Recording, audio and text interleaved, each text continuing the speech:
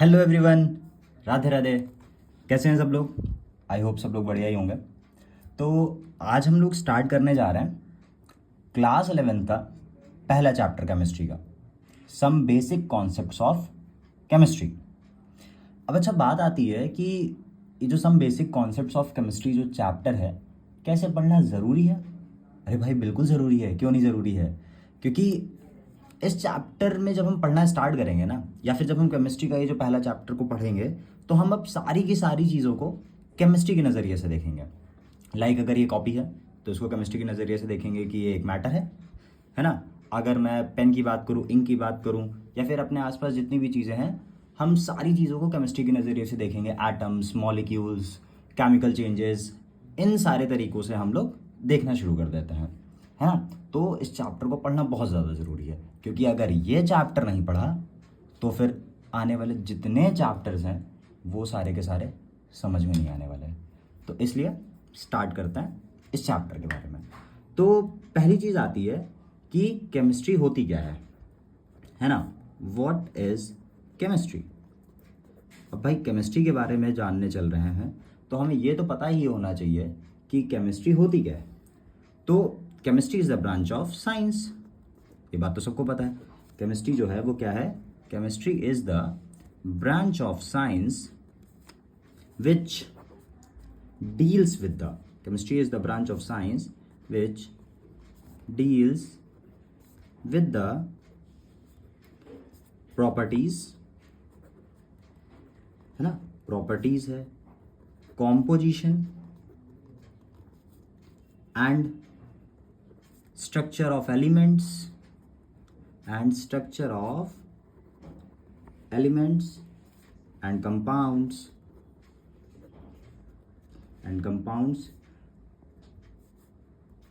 how they can change and the energy that is released or absorbed when they change, है ना। तो ये चीज़ है हमारी केमिस्ट्री। केमिस्ट्री साइंस की वो ब्रांच है जहाँ पे क्या होता है कि हम किसके बारे में स्टडी करते हैं? प्रॉपर्टीज़ के बारे में, कॉम्पोजिशंस के बारे में, एलिमेंट्स के स्ट्रक्चर्स के बारे में, कंपाउंड्स के स्ट्रक्चर्स के बारे में, और वो किस तरीके से चेंज होते हैं। जब वो चेंज होते हैं तो उनकी एनर्जी रिलीज़ होती है या फिर उनकी एनर्जी एब्जॉर्ब होती है ना। इन सारी चीज़ों के बारे में, ठीक है। तो केमिस्ट्री जो है वो हर जगह पे आती है। आप ऐसी कोई भी चीज़ का नाम ले लो और उसके बाद फिर उसे केमिस्ट्री के नज़रिए से देखेंगे तो वहाँ पे हमें केमिस्ट्री मिल ही जाएगी, ठीक है। बिना केमिस्ट्री के है ही नहीं कुछ, नथिंग इज़ पॉसिबल। अच्छा, तो do you know who is the father of chemistry? Okay, let me tell you. Father of chemistry जो हैं, ठीक है, उनका नाम है एंटोइनो लेविज़र, ठीक है। क्या नाम है? एंटोइनो लेविज़र, ठीक है। फादर ऑफ केमिस्ट्री कौन है? एंटोइनो लेविज़र, ठीक है। इस नाम को याद रखना, क्योंकि भाई जो सब्जेक्ट पढ़ रहा है उसके बारे में पता तो होना चाहिए थोड़ा सा कि उसके फादर कौन है। इतना तो जानकारी रखनी पड़ती है ना। हाँ, तो हमने केमिस्ट्री के बारे में ये चीज़ जानी कि केमिस्ट्री वो ब्रांच है साइंस की जो किन चीज़ों से डील करती है? Properties, composition, structure of elements, compounds के बारे में, और कैसे वो चेंज होते हैं, किस तरीके से उनकी एनर्जी रिलीज़ होती है, एब्जॉर्ब होती है जब उनमें ये सारे चेंजेस आते हैं। अब अच्छा, हमने जैसे कि बोला कि हर जगह पे केमिस्ट्री है, तो केमिस्ट्री की इम्पोर्टेंस आखिरकार है किस किस फील्ड में? तो अगली चीज़ हम क्या जानेंगे कि इम्पोर्टेंस ऑफ केमिस्ट्री, केमिस्ट्री की इम्पोर्टेंस है किस किस जगह पर, ठीक है। तो चलो बात करते हैं। सबसे पहली चीज़, मेडिसिन्स, दवाइयाँ।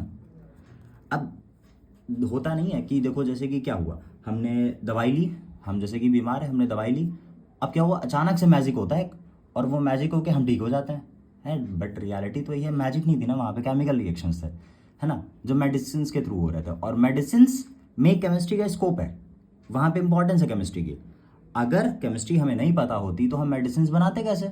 हम वो केमिकल्स कैसे बनाते जिसकी वजह से वो हमारी बॉडी के अंदर जाते हैं, फिर वो केमिकल रिएक्शंस करते हैं और हमें जो भी बीमारी होती है उसको ठीक कर देते हैं, है ना। तो मेडिसिन्स में इसकी इंपॉर्टेंस है। अगली चीज़ कॉस्मेटिक्स। अब कितनी सारी चीज़ें बनती हैं कॉस्मेटिक्स में, है ना, लाइक एज बहुत सारी ऐसी क्रीम्स हैं, है ना, लोशंस हैं, ठीक है, हेयर वैक्स है ना, और कई सारी फीमेल्स की चीज़ें आती हैं, है ना, अब तो मेल्स भी कम नहीं है ना। तो कॉस्मेटिक्स में इसकी इम्पोर्टेंस है, ठीक है। एग्रीकल्चर, खेती में कितनी सारी चीज़ों की ज़रूरत पड़ती है। एग्रीकल्चर के अंदर जैसे कि मैं बात करूँ क्या क्या चीज़ें आती हैं, पेस्टिसाइड्स, है ना, पेस्टिसाइड्स, PESTICIDES, है ना, पेस्टिसाइड्स, है ना, और जैसे कि insecticides,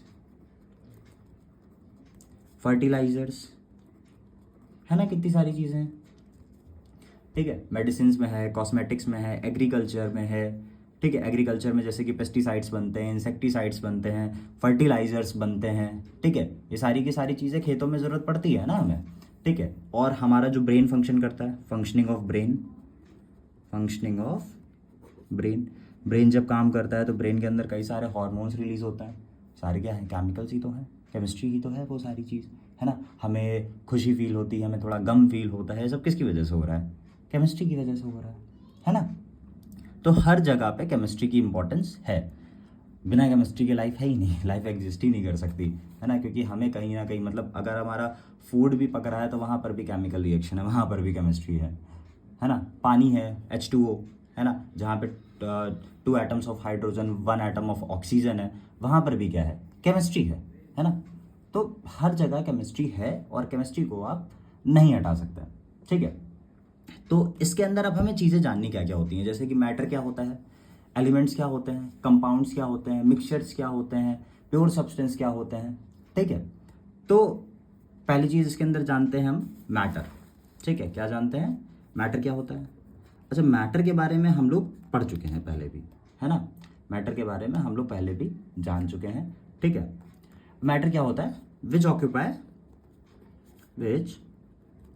occupy space and has मास, उसे हम क्या कहते हैं, मैटर करते हैं। जो भी चीज़ क्या करे, स्पेस को ऑक्यूपाई करे और जिसका कुछ ना कुछ मास होना चाहिए, वो चीज़ क्या कहलाती है, मैटर कहलाती है। जैसे कि ये नोटबुक है, mobile phones, books, bricks, duster, white board, chalk, ये सारी चीज़ मैटर है ना। एयर भी मैटर है ना। तो ये सारी की सारी चीज़ें मैटर होती हैं। अब जो मैटर होता है, ठीक है, वो 2 चीज़ों में क्लासीफाई हो जाता है, ठीक है। किन किन चीज़ों में, 2 चीज़ों में। क्लासिफिकेशन ऑफ मैटर जो है वो 2 चीज़ों में डिवाइड हो जाता है, ठीक है। कौन कौन सी, पहली है on the basis of physical behaviour, ठीक है। एक हमारा फिजिकल बिहेवियर होता है, ठीक है, और दूसरा हमारा क्या होता है, on the basis of chemical behaviour, ठीक है, on the basis of chemical behaviour, ठीक है। इसके अंदर क्या क्या चीज़ें डिवाइड होती हैं, ठीक है। इसके अंदर हमारी चीज़ें आती हैं सॉलिड, लिक्विड और गैस, ठीक है। फिजिकल बेसिस मतलब जिसको हम देख सकते हैं, ठीक है, हम देख के ऑब्जर्व करके ही पता कर सकते हैं कि वो क्या चीज़ है, ठीक है।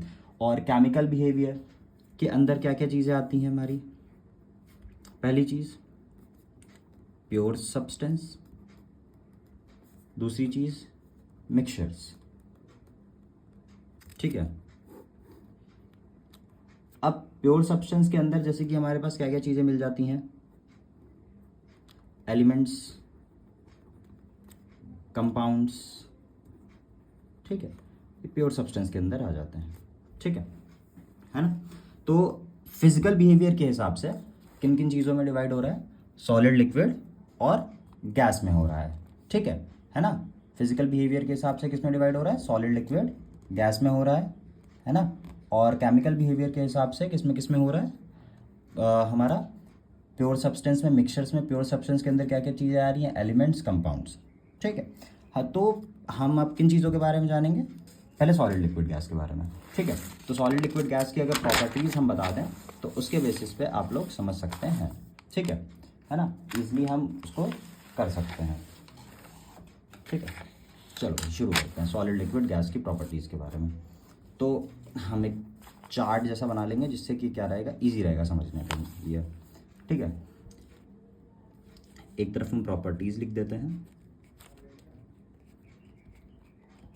प्रॉपर्टीज़। ठीक है, सॉलिड की, लिक्विड की और गैस की। प्रॉपर्टीज़ के अंदर वॉल्यूम, शेप,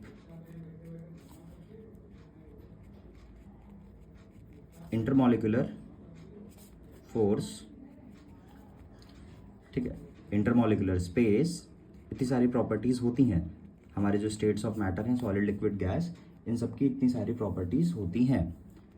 कंप्रेसिबिलिटी, क्या इन्हें कंप्रेस किया जाएगा या नहीं किया जाएगा, तो उनके बारे में भी जानेंगे हम लोग। कंप्रेसिबिलिटी हो गई। एक्सपेंशन ऑन हीटिंग, ये हीट करने पे एक्सपैंड होते हैं या नहीं होते हैं। ठीक है, और रिजिडिटी। ठीक है, इतनी प्रॉपर्टी से हम इजीली हम सॉलिड लिक्विड गैस के बारे में जान सकते हैं, है ना। ठीक है, तो चलो भाई शुरू करते हैं। अब जो सॉलिड होती है, ठीक है, सॉलिड जो भी हमारे सब्सटेंस होते हैं, सॉलिड जो हमारा स्टेट है मैटर का, ठीक है, उसके अंदर क्या चीज़ें होती हैं। जैसे कि सॉलिड की जो वॉल्यूम होती है, वॉल्यूम कैसी होती है, वो डेफिनेट वॉल्यूम होती है। ऐसा तो है नहीं कि हमने मान लो तुम्हें 1 kg का कोई भी ब्लॉक पकड़ाया है तो वो चेंज हो रहा है, नहीं चेंज होता ना।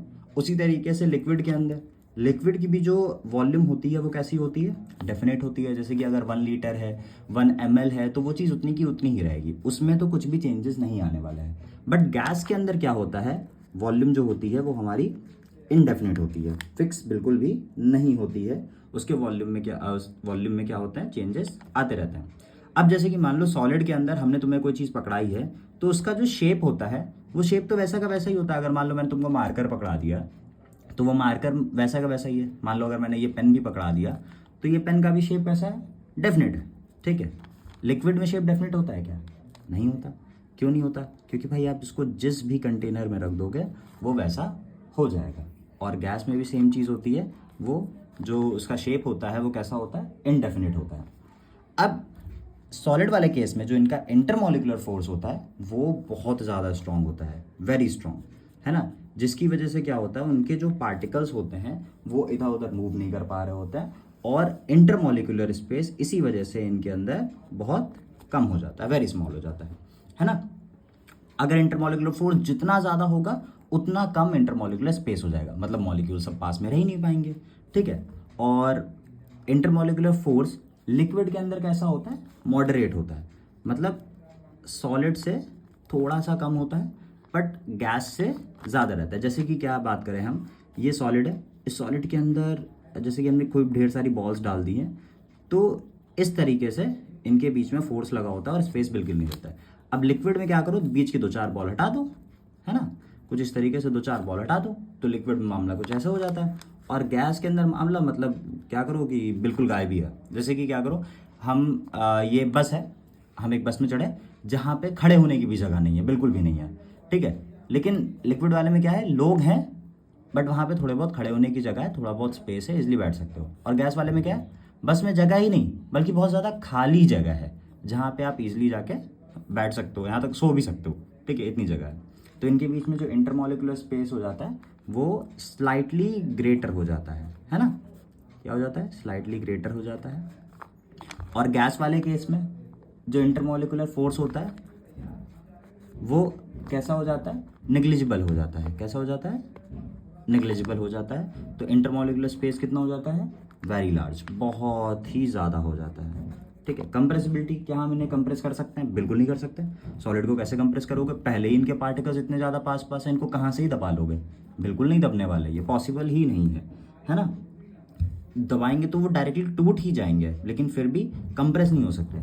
लिक्विड को क्या कंप्रेस किया जा सकता है, बिल्कुल नहीं किया जा सकता। लिक्विड को कैसे कंप्रेस करोगे भाई, वो बस किसी कंटेनर के अंदर आ सकते हैं, है ना, लेकिन हम उन्हें कंप्रेस नहीं कर सकते, हम उन्हें दबा के नहीं रख सकते हैं, उनके पार्टिकल्स को हम बहुत ज़्यादा पास पास नहीं ला सकते हैं।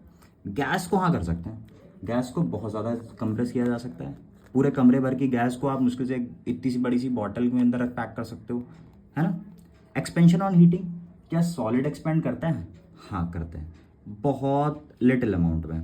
जैसे कि आप लोगों ने देखा होगा जो ब्रिज वगैरह बनाए जाते हैं, है ना, तो वो ऐसे कुछ कुछ पार्ट्स में होते हैं और बीच में वो मेटल की रॉड पड़ी होती है, उनके बीच में स्पेस होता है ना। वो क्यों दिया जाता है? क्योंकि एक्चुअली में समर्स के टाइम पे क्या होता है कि वो एक्सपैंड हो जाते हैं, है ना। हम जब उन्हें हीट देते हैं तो हीट देते वक्त क्या होता है, उनमें एक्सपेंशन आ जाता है थोड़ा बहुत, ठीक है। और अगर वो स्पेस नहीं दिया जाएगा तो उसकी वजह से क्या हो जाएगी, दिक्कत हो जाएगी और वो आपस में ब्रेक डाउन कर जाएंगे, टूट जाएंगे, ठीक है। अगले में लिक्विड वाले केस में क्या होता है, ये एक्सपैंड करता है कि नहीं करता? हाँ करता है। ये भी थोड़ा बहुत एक्सपैंड करता है ना। लिक्विड भी क्या होता है, एक्सपैंड करता है ना। और गैस तो भाई बहुत ज़्यादा एक्सपेंड कर देता है, बहुत ज़्यादा हाई, ठीक है। मतलब जैसे ही आग जलाओगे इधर से उधर फटाक से भाग जाएंगे इसके मॉलिक्यूल्स। जैसे कि खाना बन रहा होता है, खाना जब बन रहा होता है तो किचन में खाना बन रहा होता है, घर के बाहर तक महक जा रही होती है। कैसे जा रही होती है? क्योंकि हीट कर रहे हैं ना, उनके मॉलिक्यूल्स हीट हो रहे हैं तो इतनी तेज़ी के साथ भाग रहे होते हैं, इतनी तेज़ी के साथ उनकी काइनेटिक एनर्जी बढ़ जाती है, वो इधर उधर भाग जाता है ना। अच्छा, रिजिडिटी, क्या सॉलिड रिजिड होता है? बहुत ज़्यादा होता है, हाईली रिजिड होता है, ये बहुत ज़्यादा सख्त होते हैं, ठीक है ना। और लिक्विड क्या रिजिड होता है? नहीं होता है। लिक्विड कहाँ रिजिड होता है? अगर लिक्विड को टच करके देखो तो क्या सख्त फील होता है? नहीं, सख्त तो नहीं फील होता है। और गैस को तो टच भी नहीं कर पाते हम लोग सही से, है ना, तो वो भी क्या होता है, सख्त नहीं होता है। तो हमने क्या चीज़ जानी, प्रॉपर्टीज सॉलिड लिक्विड गैस के बारे में, जो मैटर का हमारा पहला मतलब फिजिकल बिहेवियर के बेसिस पे क्लासीफाई हुआ था सॉलिड लिक्विड गैस में, है ना। तो ये सारी की सारी चीज़ें थी जहाँ पे हमने वॉल्यूम के बारे में जाना, शेप के बारे में, इंटरमॉलिक्यूलर फोर्स के बारे में, इंटरमॉलिक्यूलर स्पेस के बारे में, कंप्रेसिबिलिटी के बारे में, एक्सपेंशन ऑन हीटिंग और रिजिडिटी के बारे में, ठीक है। अब किसके बारे में हम बात करेंगे, classification of matter on the basis of उनकी कॉम्पोजिशन, मतलब केमिकल बिहेवियर के बेसिस पे, ठीक है ना। किसके बेसिस पे जानेंगे, on the basis of composition, ठीक, on the basis of composition, ठीक है, या फिर केमिकल कॉम्पोजिशन, ठीक है। तो इसके अंदर पहली चीज क्या आती है, प्योर सब्सटेंस। क्या चीज आती है इसके अंदर, पहली चीज प्योर सब्सटेंस, है ना। प्योर सब्सटेंस क्या होता है, those substance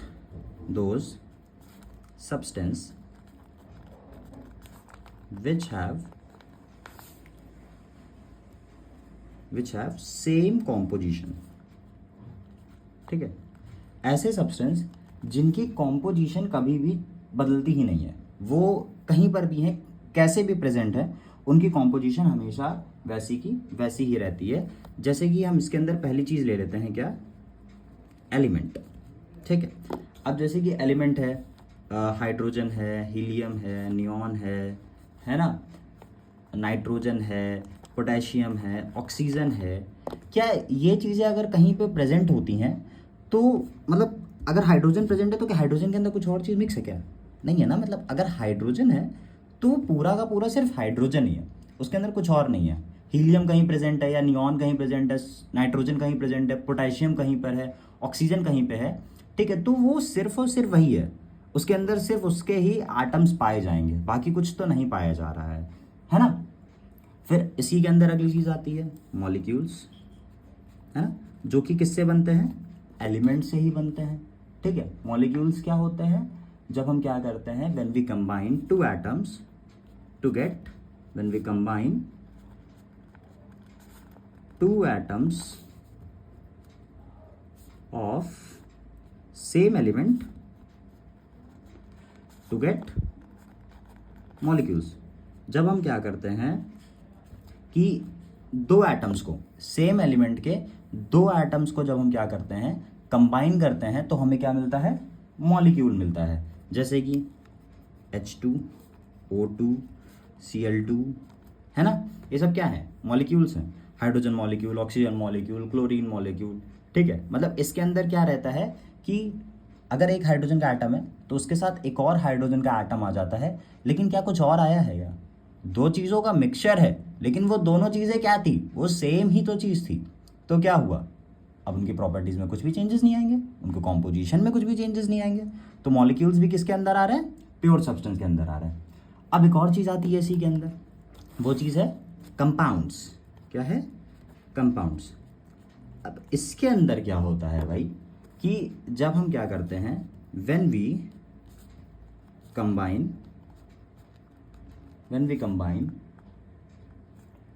different atoms of element, when we combine different atoms of elements to form compounds, ठीक है। इसमें क्या होता है कि हम अलग अलग एलिमेंट्स के एटम्स को लेते हैं और क्या बनाते हैं, कंपाउंड्स बनते हैं, ठीक है ना। जैसे कि बात करें वाटर, कार्बन डाइऑक्साइड, ठीक है, हम नॉर्मल सी चीज़ें लेके चल रहे हैं, ठीक है। किसकी बात कर रहे हैं, सिर्फ और सिर्फ वाटर की बात करी, और हमने किसकी बात करी, कार्बन डाइऑक्साइड की, है ना। पानी है हमारे पास और कार्बन डाइऑक्साइड। अच्छा अब ये बताओ, अब पानी हम चाहे ग्लेशियर से लेकर आए, या फिर किसी नदी से लेकर आए, या फिर हम सबमर्सिबल से निकालें, है नल से निकालें, पानी की कॉम्पोजिशन तो सेम है, कहीं कुछ बदल रहा है नहीं ना। मतलब पानी प्योर है, ठीक है, प्योर सब्सटेंस है, क्योंकि उसके अंदर हाइड्रोजन के 2 एटम है, ऑक्सीजन का 1 एटम है, ठीक है। कार्बन डाइऑक्साइड कहीं से भी निकल रही हो, ठीक है, या फिर कार्बन मोनोऑक्साइड कहीं से भी निकल रहा हो, तो क्या उसके रेशियो में चेंजेस आएंगे, क्या नहीं आते ना। मतलब अगर कार्बन 1 है, ऑक्सीजन 2 है, ठीक है, कार्बन मोनोऑक्साइड में कार्बन 1 ऑक्सीजन 1, रेशियो 1:1 का चल रहा है, कुछ चेंजेस आ रहे हैं, नहीं आ रहे हैं, ठीक है। तो ये सारी की सारी चीज़ें, मतलब एलिमेंट्स, मॉलिक्यूल्स, कंपाउंड्स, ये सब क्या होते हैं, हमारे प्योर सब्सटेंस होते हैं, है ना, जिनकी कॉम्पोजिशन में कोई भी चेंजेस नहीं आते हैं। हाँ वो बात अलग है, हाइड्रोजन की पहले प्रॉपर्टीज अलग थी, ऑक्सीजन की अलग थी, लेकिन अगर एक साथ आ गए वो, तो जो पानी बनता है उसकी प्रॉपर्टीज सेम हो जाती हैं, मतलब कोई भी चेंजेस अब नहीं है, ठीक है। तो ये सारी की सारी चीज़ें क्या हुई, हमारी प्योर सब्सटेंस के अंदर आई, on the basis of chemical behaviour के हिसाब से, ठीक है। अब इसी के अंदर हमने सिर्फ प्योर सब्सटेंस के अलावा एक और चीज़ बात करी थी, वो क्या था, वो था हमारा मिक्सचर्स, ठीक है। अब जो हमारे मिक्सचर्स होते हैं वो 2 टाइप के होते हैं, ठीक है। पहला होता है होमोजीनियस मिक्सचर्स, ठीक है, और दूसरा होता है हमारा हेट्रोजीनस मिक्सचर, ठीक है। 2 टाइप के मिक्सचर्स होते हैं, ठीक है। अच्छा होमो का मतलब पता है क्या होता है, सेम, ठीक है, और हेट्रो का मतलब होता है डिफरेंट। बस यहीं से हम, इसके अंदर बहुत ज़्यादा घुसने की भी जरूरत नहीं, इसी से पता लगा सकते हैं। होमो मतलब जो मिक्सचर्स पूरी तरीके से सेम होते हैं, उनकी जो कॉम्पोजिशन होती है वो पूरी तरीके से सेम होती है, और हेट्रोजीनस वो मिक्सचर्स होते हैं जिनकी कॉम्पोजिशन अलग अलग होती है। जैसे होमोजीनस मिक्सचर में अगर मैं एग्जांपल लूँ, टी, गैसेस, है ना। अब जैसे कि हम चाय बना रहे हैं, ठीक है, तो चाय के अंदर क्या क्या चीज़ें प्रेजेंट है, चाय पत्ती है ना, तुलसी की पत्ती डाल देते हैं, कुछ लोग इलायची डाल देते हैं, लौंग डाल देते हैं मसाला चाय बनाने के लिए, चीनी है ना, दूध है, अदरक है ना, कुछ लोग शहद की बनाते हैं, कुछ लोग गुड़ की बनाते हैं, कुछ लोग चीनी की बनाते हैं, ठीक है, इतनी सारी चीज़ें हैं। लेकिन जो चाय बन के तैयार होती है, तो क्या वो सारी की सारी चीज़ें अलग अलग नज़र आ रही होती हैं, नहीं ना, वो सारी की सारी चीज़ें अलग तो नज़र नहीं आती हैं, वो सारी की सारी चीज़ें एक जैसी नज़र आ रही होती हैं। पूरा का पूरा वो जो चाय है जो हमारे पास होती है, उसका ऊपर से लेके टॉप टू लेके बॉटम तक, कॉर्नर टू कॉर्नर तक, कहीं तक भी चले जाओ, पूरी की पूरी कॉम्पोजिशन सेम लगेगी, है तो पर वो मिक्सचर ही, है ना। अब उसी तरीके से अगर गैसेज, एटमॉस्फेयर में जो गैसेज प्रेजेंट है ना, ऑक्सीजन है ना, कार्बन डाइऑक्साइड, मोनोऑक्साइड, ठीक है, नाइट्रोजन है ना, अदर गैसेज हैं, सारी की सारी मिक्सड है, हमें कुछ पता चल रहा है क्या, नहीं ना। अब अगर वहाँ का कोई भी एक पार्ट उठा लो, एक मोल उठा लो गैस का, तो उसके अंदर सारी की सारी गैसेस उतनी ही अमाउंट में प्रेजेंट होंगी, उतने ही रेशियो में प्रेजेंट होंगी, ठीक है। तो वो होमोजीनियस मिक्सचर्स होते हैं। अब जो हेट्रोजीनियस मिक्सचर्स होते हैं, ठीक है, वो कैसे होते हैं, डिफरेंट होते हैं। जैसे कि सैंड एंड वाटर, हम क्या करें, बालू पानी को मिक्स कर दें, ठीक है, क्या वो नज़र आ रहे होते हैं सेम, मड है, कीचड़ नहीं आता ना, अलग अलग होते हैं। सैंड और वाटर को मिक्स किया, बालू अलग नज़र आ रही होगी, पानी अलग नज़र आ रहा होगा। कीचड़ में मिट्टी कहीं पड़ी है, कहीं पे कुछ और पड़ा है, कहीं पानी पड़ा है, कहीं बहुत ज़्यादा गंदा सा है ना, सारी चीज़ें अलग अलग नज़र आ रही होती हैं, ठीक है। तो मिक्सचर्स के अंदर होमोजीनियस, हेट्रोजीनियस, होमोजीनियस जिसकी कॉम्पोजिशन सेम रहती है, और हेट्रोजीनियस मिक्सचर्स वो मिक्सचर्स होते हैं जिसकी कॉम्पोजिशन डिफरेंट होती है, ठीक है। अब अच्छा ये चीज़ तो हमने जान लिया कि भाई मैटर क्या होता है ना, मैटर की 2 क्लासिफिकेशंस में भी जान लिया। अब बात आती है कि केमिस्ट्री के अंदर हमें जानना तो सब कुछ है, ठीक है, तो मैटर की दो टाइप की प्रॉपर्टीज़ भी तो होती हैं, है ना। अब जैसे कि फिजिकल जाना और केमिकल जाना हमने, तो ये दोनों टाइप की क्या होती हैं, प्रॉपर्टीज़ भी होती हैं, ठीक है। तो प्रॉपर्टीज़ ऑफ मैटर, ठीक है, प्रॉपर्टीज़ ऑफ मैटर दो टाइप की होती हैं, ठीक है। पहली है फिजिकल प्रॉपर्टीज, ठीक, दूसरी होती है केमिकल प्रॉपर्टीज, ठीक है। अब हमें अगर प्रॉपर्टीज के बारे में बताना है, तो फिजिकल प्रॉपर्टीज ऐसी प्रॉपर्टीज होती हैं जिन्हें हम मेजर कर सकते हैं या ऑब्जर्व कर सकते हैं विदाउट चेंजिंग द आइडेंटिटी। मतलब उनकी हमें आइडेंटिटी चेंज करने की जरूरत नहीं है, हम सिर्फ ऐसे ही नॉर्मल देख के बता सकते हैं कि वो चीज़ क्या है। जैसे कि कलर को देख के, स्मेल को देख के, है ना, मेल्टिंग पॉइंट बता सकते हैं उसका, मतलब मेल्टिंग पॉइंट में उबालना है ना, चीज़ों को पता करना है। ये तो सारी चीज़ें फिजिकल प्रॉपर्टीज़ के अंदर आती हैं। और केमिकल प्रॉपर्टीज़ में हमें क्या करना पड़ता है, केमिकल चेंज में जाना पड़ता है, ठीक है। केमिकल चेंज में जाने के बाद हम पता कर पाते हैं उसकी, जैसे कि एसिडिटी के बारे में, बेसिसिटी के बारे में, उसकी कंबस्टिबिलिटी के बारे में, है ना, उसकी आयनाइजेशन एंथैल्पी, है ना, इलेक्ट्रॉन एफिनिटी, वो सारी की सारी चीज़ें कब जान पाएंगे हम, केमिकल प्रॉपर्टीज़ के अंदर जान पाते हैं, ठीक है। तो दो टाइप की प्रॉपर्टीज़ हैं, फिजिकल प्रॉपर्टीज़ और केमिकल प्रॉपर्टीज़, ठीक है। फिजिकल प्रॉपर्टीज़ के अंदर हम जैसे कि हम कलर को कलर को मेज़र कर सकते हैं, बता सकते हैं, है ना, स्मेल बता सकते हैं, मेल्टिंग पॉइंट, और इसके अंदर एसिडिटी, बेसिसिटी, कंबस्टिबिलिटी, ठीक है, इन चीज़ों के बारे में, ठीक है। तो अब बात आई कि जो फिजिकल प्रॉपर्टीज़ होती हैं, ठीक है, कौन सी प्रॉपर्टीज़, फिजिकल प्रॉपर्टीज़, इनको भाई मेज़र भी तो करना पड़ेगा, है ना। अब आसान तो है नहीं, हलवा तो है नहीं मेज़र करना, ठीक है। तो अब जो मेज़रमेंट्स आते हैं, ठीक है, वो भी दो टाइप के होते हैं। मतलब अब जैसे कि मान लो मैं तुम्हें कुछ बोल दूँ मेज़र करने के लिए, तुम कुछ और मेज़र करके ले आए, मैंने किसी और से बोला, वो किसी और चीज़ में मेज़र करके ले आया, ठीक है, तो वो चीज़ें नहीं बनेंगी। तो इसके लिए क्या करना पड़ता है, एक सिस्टम ऑफ यूनिट बनाना पड़ता है। क्या बनाना पड़ता है, एक सिस्टम ऑफ यूनिट बनाना पड़ता है, जो दो टाइप की होती हैं, ठीक है। कैसी होती हैं, दो टाइप की होती हैं। एक होती है हमारी क्वालिटेटिव, ठीक है, और दूसरी होती है हमारी क्वांटिटेटिव, ठीक। एक होती है क्वालिटेटिव, दूसरी होती है क्वांटिटेटिव, ठीक है। अब जो क्वालिटेटिव होती है वो होती है डिफ़िकल्ट टू मेज़र, इनको आसानी के साथ हम क्या नहीं कर सकते, नाप नहीं सकते हैं। और क्वांटिटेटिव में ये चीज़ें जो होती हैं ये इजी टू मेज़र होती हैं, इनको आसानी के साथ नापा जा सकता है।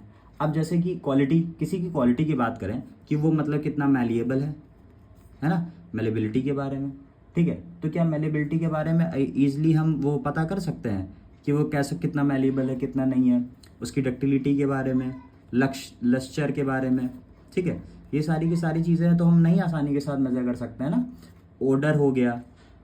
और क्वांटिटेटिव के अंदर हम जैसे कि मान लो लेंथ को मेज़र कर सकते हैं ईजिली, ठीक है ना, वॉल्यूम मेज़र कर सकते हैं, हाइट मेज़र कर सकते हैं, ये सारी की सारी चीज़ों को हम क्या कर सकते हैं, ईजिली मेज़र कर सकते हैं, ठीक है। तो सिस्टम ऑफ यूनिट के अंदर दो चीज़ें हैं, ठीक।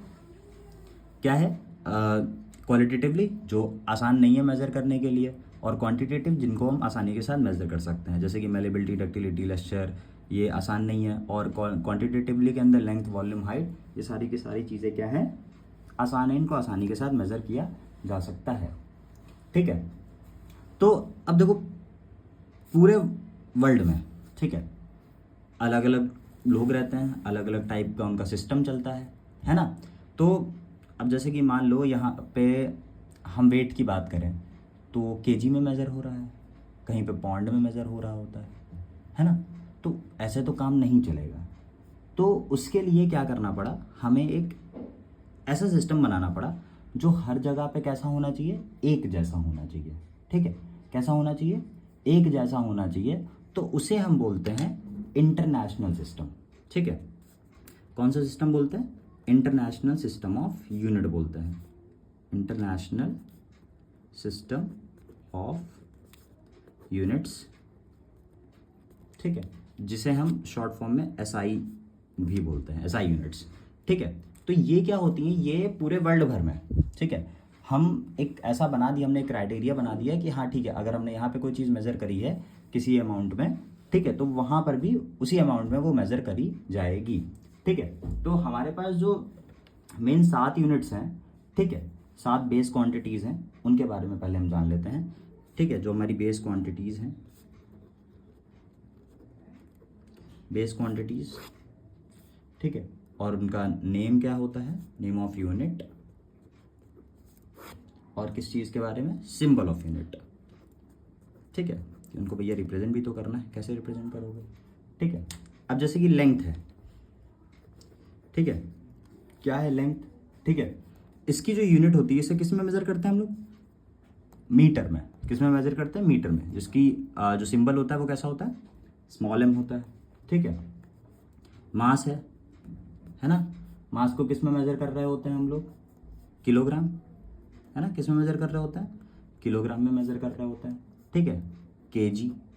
ठीक, फिर आती है टाइम की बात, है ना, टाइम को किस में मेज़र करते हैं, सेकेंड में मेज़र करते हैं, स्मॉल s। ठीक है, इलेक्ट्रिक करंट, अगर हम बात करें इलेक्ट्रिक करंट, तो इसको किस में मेज़र करते हैं, एम्पियर में। ठीक है, लिखते कैसे हैं, शॉर्ट फॉर्म कैपिटल A। ठीक है, ऐसे ही तो लिखते हैं। नेक्स्ट चीज़ है टेम्परेचर। टेम्परेचर क्या होता है हमारा, किस में मेज़र करते हैं हम लोग, केल्विन में मेज़र करते हैं। ठीक है, के, ऐसा ही तो होता है, टेम्परेचर को किस में मेज़र करते हैं, केल्विन में। ठीक, अगली चीज़ हमारे पास टेम्परेचर हो गई। ठीक है, अमाउंट ऑफ सब्सटेंस, कोई सब्सटेंस है उसका अमाउंट किस में मेज़र करते हैं हम लोग, मोल में मेज़र करते हैं, MOLE।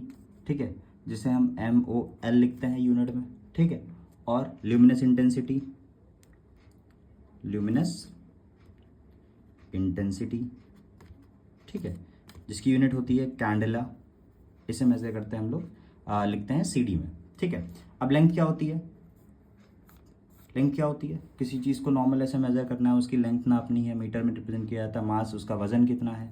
टाइम, है ना, टाइम हो गया, सेकंड में मेज़र करते हैं, इलेक्ट्रिक करंट एम्पियर में, A, और हमारा टेम्परेचर केल्विन में मेज़र करते हैं, के। अमाउंट ऑफ सब्सटेंस, ये अभी हम लोग इस चैप्टर में इंट्रोड्यूस करेंगे मोल के बारे में। ल्यूमिनस इंटेंसिटी आगे के क्लासेस में पढ़ी जाएंगी, है ना। ठीक है, तो अब बात आती है यहीं पे कुछ चीज़ों की, जैसे कि मास और वेट, है ना। कई सारे लोगों को ये चीज़ें नहीं पता होती हैं कि मास और वेट क्या होता है।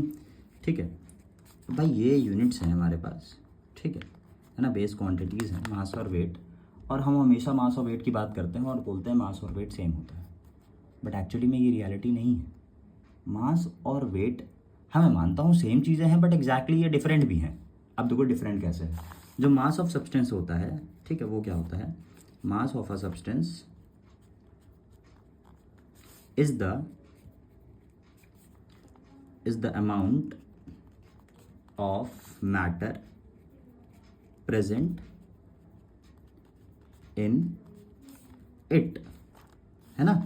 जो मास ऑफ सब्सटेंस होता है वो एक अमाउंट होता है मैटर का जो किसी के अंदर प्रेजेंट होता है, ठीक है। और ये चीज़ क्या होती है, हमेशा कांस्टेंट रहती है, ठीक है। अगर मान लो मैं ये पेन की बात करूँ तो ये पेन का मतलब जितना भी ये मास है, जितना भी ये मैटर है, ये सारी चीज़ उसकी मास कहलाएगी, ठीक है। लेकिन जो वेट होता है, वेट फोर्स होता है, ठीक है।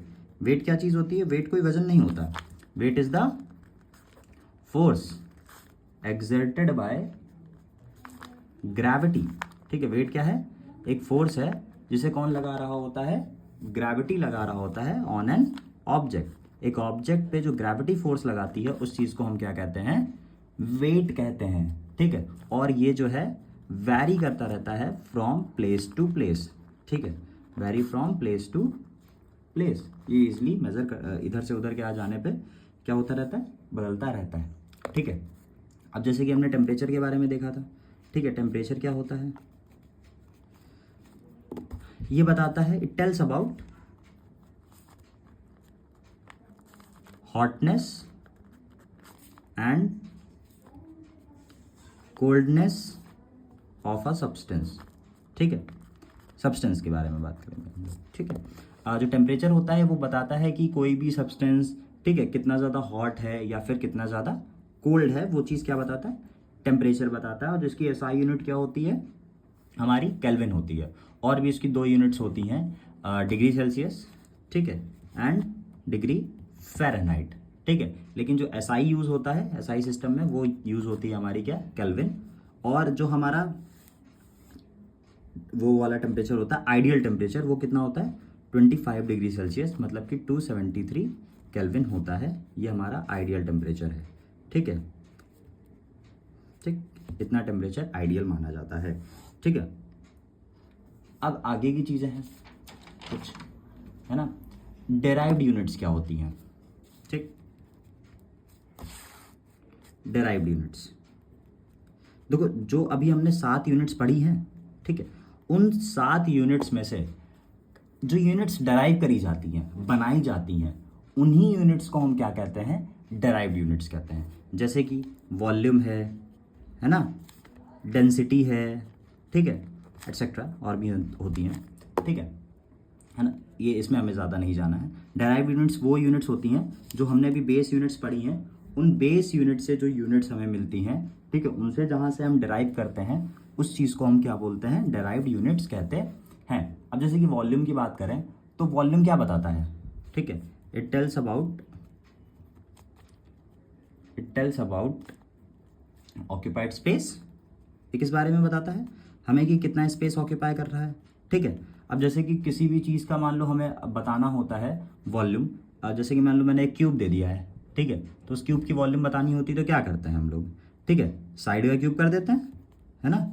किसी रेक्टेंगल का क्यूब बताना, वो क्यूबॉइड का क्यूब बताना है तो L into B into S, तीनों साइड्स को क्या किया, मल्टीप्लाई किया। लेंथ, ब्रेथ, हाइट, सारी चीज़ें क्या आती है, एक लेंथ ही होती, लेंथ को क्या किया, मल्टीप्लाई करके हमने वॉल्यूम को पता कर लिया।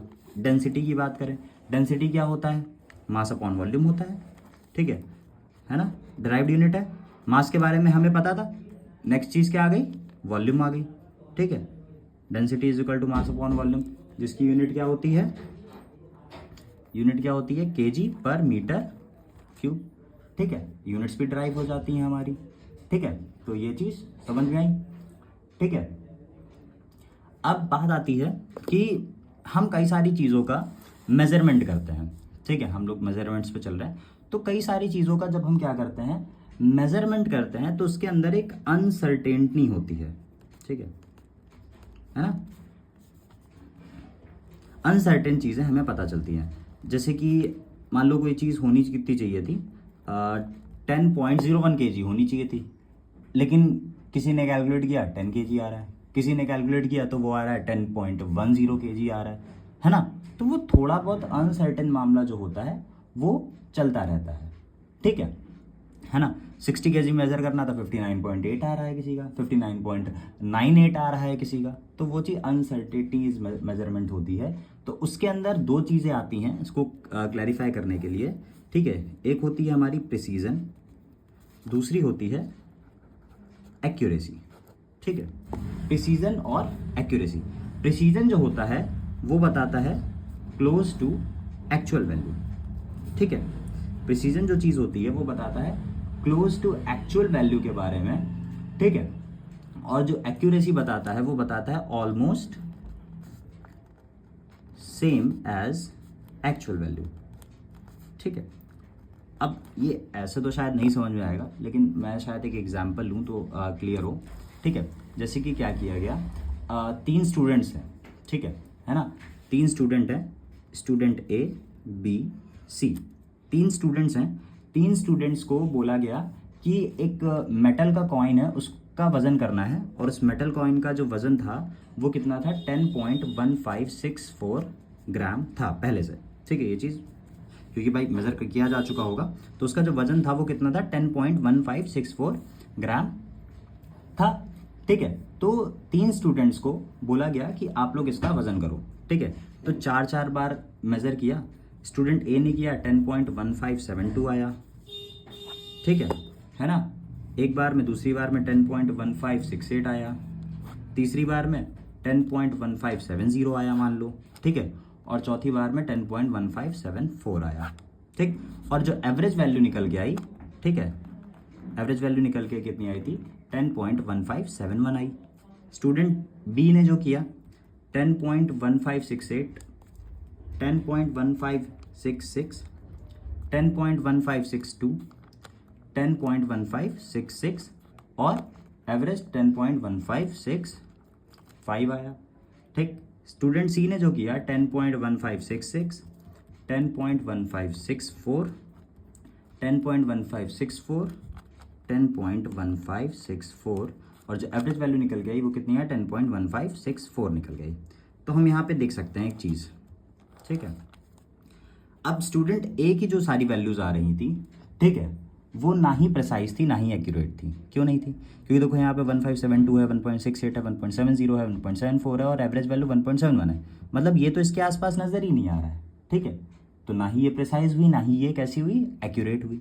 But in the B case 1.68 1568 है, 1566 है, 1562 है, 1566 है और 1565 है। ये वैल्यूज प्रिसाइज है, मतलब ये जो एक्चुअल वैल्यू दे रखी थी इसके आसपास आ रही हैं, ठीक है। एग्जैक्ट वो चीज़ नहीं आ रही है, तो इसके आसपास आ रही है, इसका मतलब ये प्रिसाइज है पर एक्यूरेट नहीं है, ठीक है। अब तीसरे वाले केस में 1566 है, 1564 है, 1564, 1564 और एवरेज 1564 ही आ रहा है।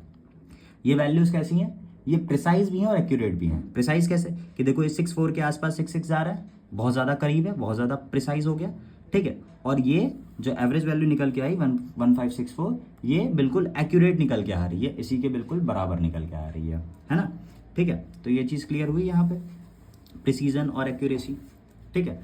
अब जैसे कि क्या होता है हमारे पास कभी कभी बहुत ज़्यादा बड़े बड़े नंबर्स आ जाते हैं, ठीक है ना। बहुत ज़्यादा कैसे होते हैं, बड़े बड़े से नंबर्स आ जाते हैं। तो अब बहुत ज़्यादा बड़े बड़े नंबर्स को हम ऐसे ईजिली तो लिख नहीं सकते, और अगर उनकी कैलकुलेशन करेंगे तो कैलकुलेशन में क्या होगा, मिस्टेक्स रहेंगी, है ना, एग्जैक्ट वैल्यू नहीं आएगी। तो उसे हम रिप्रेजेंट करते हैं in the form of scientific notation. किस फॉर्म में रिप्रेजेंट करते हैं, साइंटिफिक नोटेशन, जो कि n into 10 to the power n होता है, ठीक है, n into 10 to the power n, जहाँ पे जो n होता है ये होल नंबर होता है 1 to 10 के बीच में, और जो स्मॉल n होता है, ठीक है, ये होती है हमारी एक्सपोनेंट, ठीक है।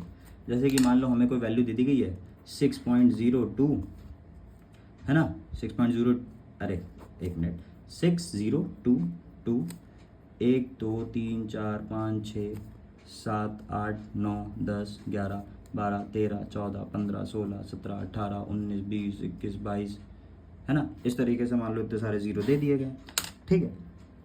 तो अब हम इसे इस फॉर्म में तो लिखेंगे नहीं ना, इस फॉर्म में लिख के कैलकुलेट करेंगे, तो हम इसे किस फॉर्म में लिखेंगे, n into 10 to the power n form में।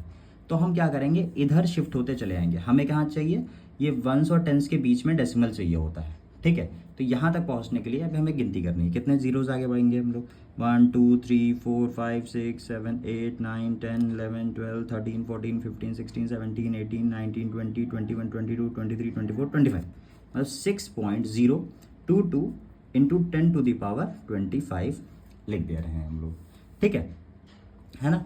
हमें इस फॉर्म में चीज़ों को लिखना होता है, ये हमारा साइंटिफिक नोटेशन होता है, ठीक है। तो ये चीज़ क्लियर हुई ना, ठीक है। अब अच्छा कुछ चीज़ों के और बारे में बात कर देते हैं। प्रीफिक्सेस रह गया था, हाँ, prefixes used in the SI system.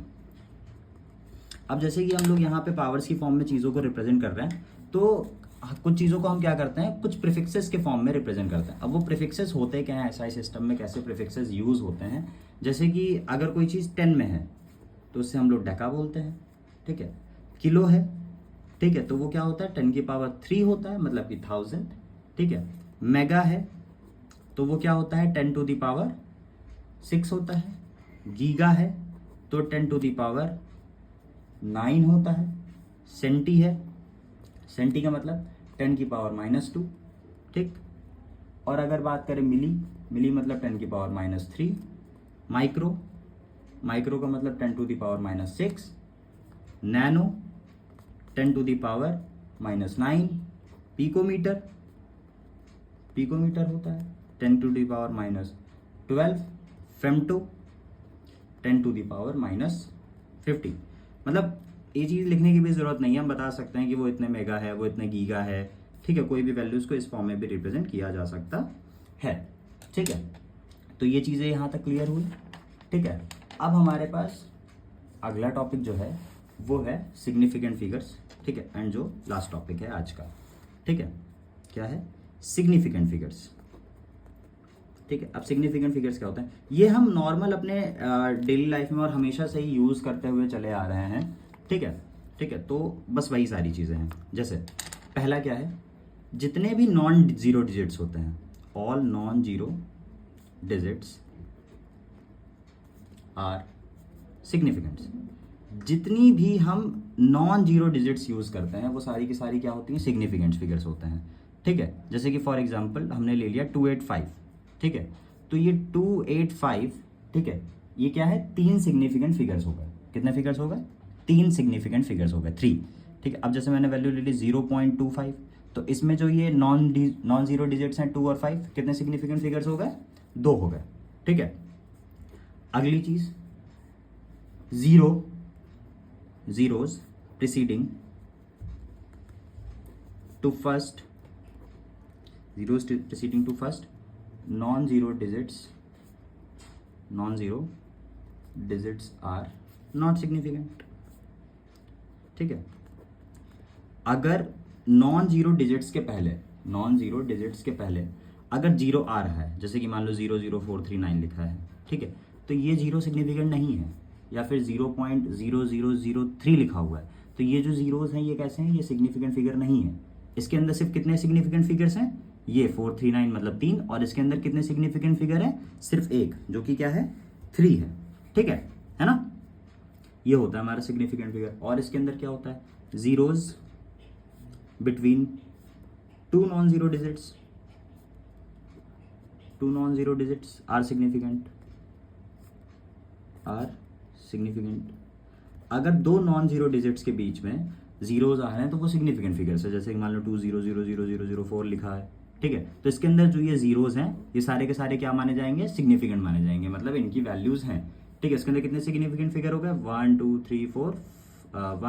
3 4 5 6 significant figures इसके अंदर हो गए, ठीक। नेक्स्ट चीज, जीरोज एट द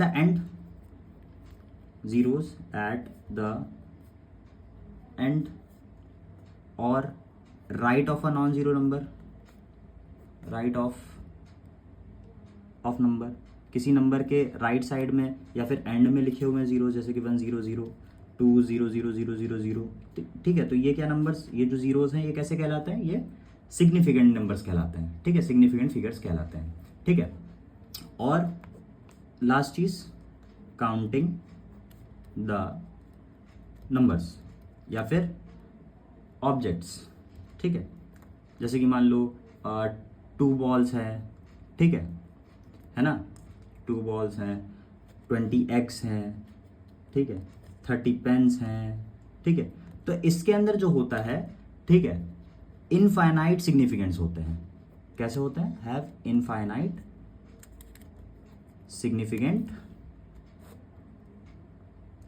फिगर्स। कैसे कि देखो भाई, अगर मान लो हमने 2 बॉल्स मेजर करी हैं तो हम 2.0000000000000 लिखते चले जाएं, कितने सारे सिग्निफिकेंट फिगर्स हो गए, है ना, बहुत ढेर सारे हो गए, हमें नहीं पता भाई, ठीक है। लेकिन 2 हमारा जो मेन सिग्निफिकेंट फिगर था, उसके बाद कितने भी सिग्निफिकेंट फिगर्स आ सकते हैं। जो इनफाइनाइट सिग्निफिकेंट फिगर्स होते हैं वो कितने भी आगे बढ़ सकते हैं, 20 हो सकते हैं, 30 हो सकते हैं। ये काउंटिंग में तो हम रुक ही नहीं सकते ना, ठीक है, काउंटिंग करते चले जा रहे, कितने भी हो सकते हैं काउंटिंग्स, ठीक है। तो चलो हमने इतनी सारी चीज़ें जानी, इसका एक बार जल्दी से रिकैप ले लेते हैं, ठीक है ना। जैसे कि पहली चीज़ हमने क्या जानी थी, केमिस्ट्री क्या होती है ना। तो केमिस्ट्री वो ब्रांच होती है साइंस की जो डील करती है प्रॉपर्टीज़ के बारे में, कॉम्पोजिशन, एलिमेंट्स, कंपाउंड्स के स्ट्रक्चर्स के बारे में, ठीक है, चेंजेस के बारे में, एनर्जी रिलीज होती है उस दौरान, रिलीज होती है या एब्जॉर्ब होती है।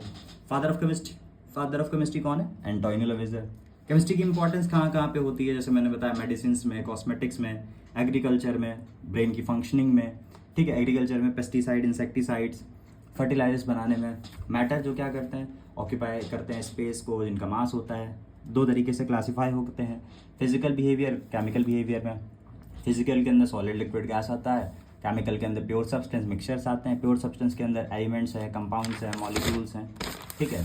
सॉलिड लिक्विड गैस के बारे में हमने जाना, ठीक है, उनकी volume, shape, intermolecular space, intermolecular force, compressibility, expansion on heating, rigidity के बारे में। प्योर सब्सटेंस हमारे क्या होते हैं, जिनकी कॉम्पोजिशन सेम रहती है ना, जिसके अंदर एलिमेंट्स हैं, मॉलिक्यूल्स हैं, कंपाउंड्स हैं।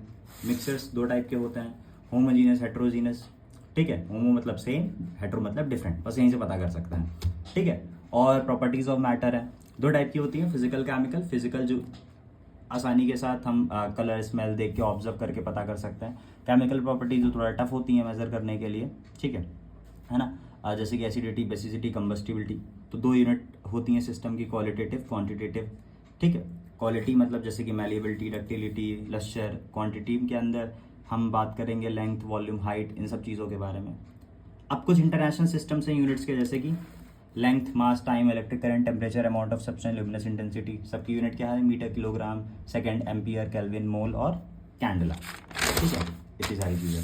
मास और वेट के बीच में हमने डिफरेंस पता किया कि मास क्या होता है, मैटर होता है जो किसी सब्सटेंस का होता है। वेट क्या होता है, जो ग्रेविटी फोर्स एग्जिस्ट करती है। मास जो होता है वो कांस्टेंट रहता है हमेशा, चाहे आप किसी भी प्लैनेट पे चले जाओ, और वेट हर जगह पे चेंज होता रहता है। टेम्परेचर क्या बताता है हमें, हॉटनेस या कोल्डनेस बताता है किसी सब्सटेंस के बारे में, ठीक। डेराइव्ड यूनिट्स क्या होती हैं, जो हम साथ हमारी जो बेस यूनिट्स थी उनसे हम डेराइव करते हैं, वो होती हैं हमारी, ठीक है। वॉल्यूम, डेंसिटी के बारे में जाना। अनसर्टेनिटी, हम कोई भी चीज़ मेजर करते हैं तो उसके अंदर कुछ ना कुछ दिक्कतें होती हैं, एग्जैक्ट वैल्यूज़ नहीं आती, तो उसे दो पार्ट में डिवाइड करके प्रेसीजन, एक्यूरेसी में हमने बताया। प्रेसीजन जो एक्चुअल वैल्यू के बहुत क्लोज होता है, एक्यूरेसी जो बिल्कुल सेम होता है एक्चुअल वैल्यू के, ठीक है। अब बड़े बड़े नंबर्स को हम साइंटिफिक नोटेशन के फॉर्म में रिप्रेजेंट करते हैं। प्रीफिक्सेस क्या क्या यूज़ होते हैं, deca, kilo, mega, giga, centi, milli, micro, nano, picometre, femto. Scientific figures के, सिग्निफिकेंट फिगर्स के बारे में हमने जाना, है ना, कि जितने नॉन जीरो डिजिट्स होते हैं वो सिग्निफिकेंट होते हैं, ठीक है।